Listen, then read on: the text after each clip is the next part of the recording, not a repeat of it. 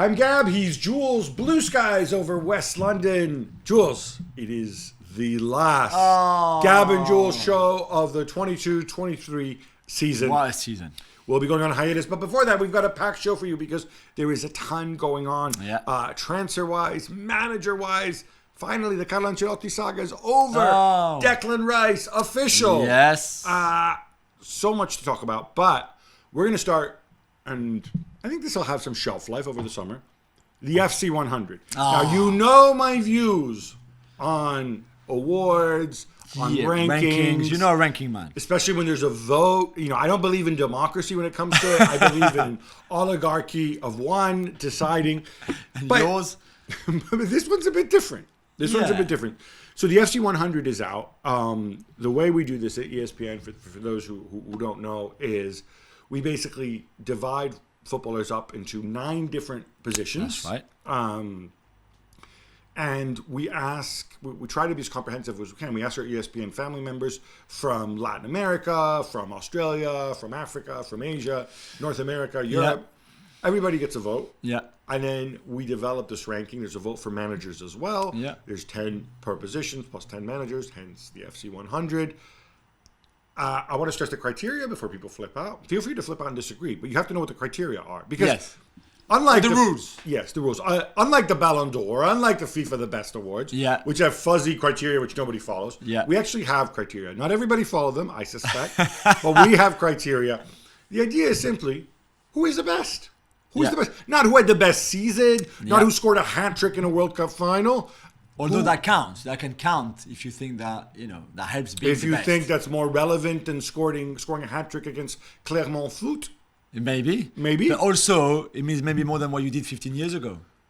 Possibly. Yeah. Possibly. And we come up with these rankings. Yeah. Now, we're not gonna go through them all one by one because that would be boring and redundant. But I'm just curious, what did you learn, kind of participating in this, voting on it? What I know you got one major bone to pick. Yes. First, I took it far too seriously because everybody has an opinion, But when the opinions of other people is not enough closer to mine, then I've got an issue.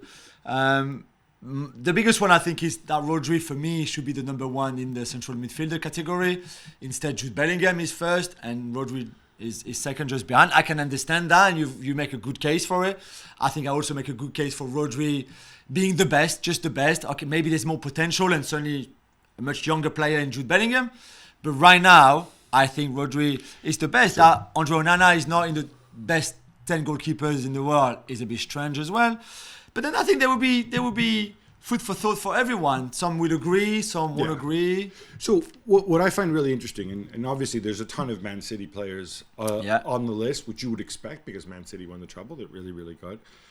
But I think this is also a reminder that football is a dynamic. It's a dynamic game. It's a fluid game, and it's really difficult to separate out individuals. I think if you play for a great team, there's a multiplier effect. Yeah. I don't think there's any argument that Kevin De Bruyne, who tops our list of attacking midfielders, for example, he has more time on the ball because he's not surrounded by 10 Muppets. He's surrounded by 10 very good players. So the opposition can't key in on Kevin De Bruyne the way you might do otherwise. If Kevin De Bruyne played for Southampton and he was surrounded by those guys, maybe he wouldn't be as productive. Yeah, maybe. So I don't quite know how you take it into account, and it becomes kind of like a circular argument because, are these guys good because they play for City, or do they play for City because they're good? Yeah.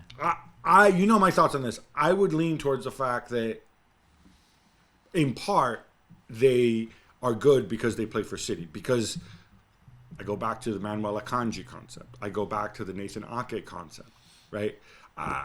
Even Riyad Mahrez. These aren't people who, went and came over after winning Ballon d'Ors at Real Madrid and come to City and do the same thing. Yeah. These are people who made this clear progress. So I guess what I'm driving at, teamwork really matters in football, especially for sure. On a pep team. Maybe more so than other. Maybe certainly basketball sport we both follow. Certainly more so. Yeah. Yeah. Definitely. On the Declan Rice thing, we'll be getting to that later. He's not in the top 10 either. He's not in the top 10, most expensive English player of all time. But again, transfer valuations and stuff, that's a separate thing. You're looking at age, you're looking at potential, looking at where you can get. We'll be breaking all this down further in the Gab Juls podcast.